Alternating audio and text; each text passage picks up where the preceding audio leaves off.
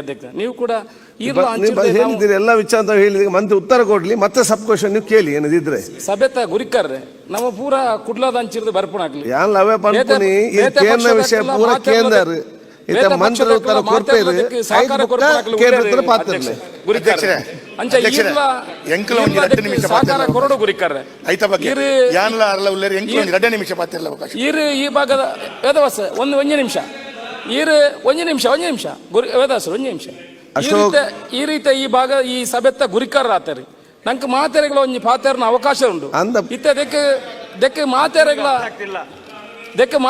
ಇತ್ತೆ ಬೇತೆ ಇಲಾಖೆಗೆ NOCಗೆ ಬರುತ್ತೆ ಗುರಿಕಾರ್ರೆ ಅಕ್ಲ NOC ಕೊರಿ ಬೆಟ್ಟಿಗೆ ಒಂಜಿ ಮಲ್ತಿಂದಾಂಡ ನಂಗೆ ದುಂಬು ಮುಲ್ಪಲ ಪಾತೆರುಳಿ ಅಲ್ಲ ನಾನು ಏನು ಹೇಳಿದ್ದೇನೆ ಅಂತ ಹೇಳಿದ್ರೆ ಮಂತ್ರಿಗಳೇ ಒಂದ್ ನಿಮಿಷ ಮಂತ್ರಿಗಳೇ ಒಂದ್ ನಿಮಿಷ ಬೇಡ ಈಗ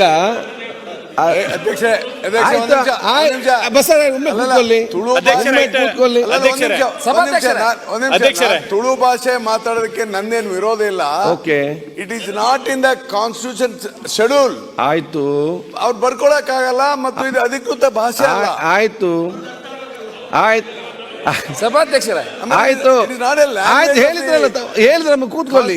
ಆಯ್ತು ಹೇಳಿದ್ರಲ್ಲ ಈಗ ಅಶೋಕ್ ಪನ್ಪೇರ್ ಇತ್ತೆ ಪನ್ಪೇರ್ಗೆ ಇತರ ಕನ್ನಡ ಪಾತ್ರಲೆ ಒಂದೇ ನಿಮಿಷ ಅಕ್ಲೆಗೆ ಮೂಲ ಬರ ಹೇಳಿ ಕನ್ನಡದಲ್ಲಿ ಹೇಳಿ. ಸಭಾಧ್ಯಕ್ಷರೇ ಒಂದು ನಿಮಿಷ ನಾನು ಕನ್ನಡದಲ್ಲಿ ಮಾತಾಡಿ. ಒಂದೇ ನಿಮಿಷ ಮುಗಿಸ್ತೇನೆ. ಈ ಭಾಷೆಯನ್ನು ಕನ್ನಡ ತುಳು ಭಾಷೆಯನ್ನು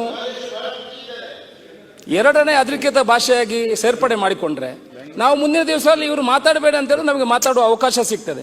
ಆದ್ರಿಂದ ಮಂತ್ರಿಗಳು ಇದಕ್ಕೆ ಒಪ್ಪಿಗೆಯನ್ನು ಹೇಳಿದ್ದಾರೆ. NOC ಅನ್ನು ತಗೊಳ್ಳುವ ಮುಖಾಂತರ ತುಳುವಿಗೆ ಆದ್ಯತೆ ಕೊಡ್ತೀನಿ, ಎರಡನೇ ಅಧಿಕೃತ ಭಾಷೆಯನ್ನಾಗಿ ಘೋಷಣೆ ಮಾಡ್ತೇನೆ ಅನ್ನೋ ವಿಚಾರವನ್ನು ಹೇಳಿದ್ದಾರೆ.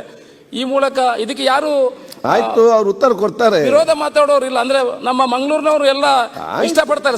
ಉತ್ತರ ಕೊಡ್ತಾರಲ್ಲ ಮಂತ್ರಿಗಳು. ಕನ್ನಡದಲ್ಲಿ ಮಾತಾಡಿ.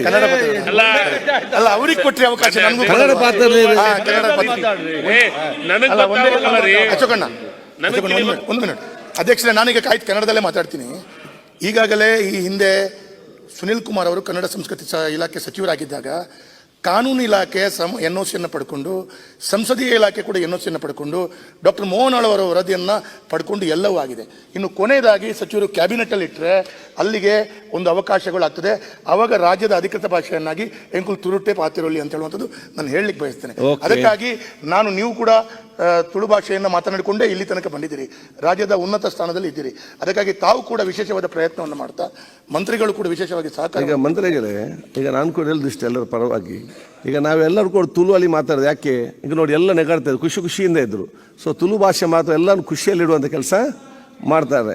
ಅದಕ್ಕಾಗಿ ತಾವು ಕೂಡ ಇದನ್ನು ವಿಶೇಷ ಪರಿಗಣಿಸಿಕೊಂಡು ಇದರ ರಾಜ್ಯ ಅಧಿಕೃತ ಭಾಷೆ ಬಂದು ತಾವು ಕೂಡ ಅವನ ಆಸೆ ಕೊಡಬೇಕು, ನಾನು ಪ್ರಾರ್ಥನೆ ಪಡಬೇಕು ಹೇಳಲಿಕ್ಕೆ ಬಯಸ್ತೇನೆ. ಅವರು ಕ್ವಶನ್ ಕೇಳಿದ್ದಾರೆ, ನಾನು ಉತ್ತರ ಹೇಳ್ತೀನಿ. ನಮ್ಮ ಟಿವಿ ಕರಾವಳಿ ಕರ್ನಾಟಕದ ನಾಡಿ ಮಿಡಿತ.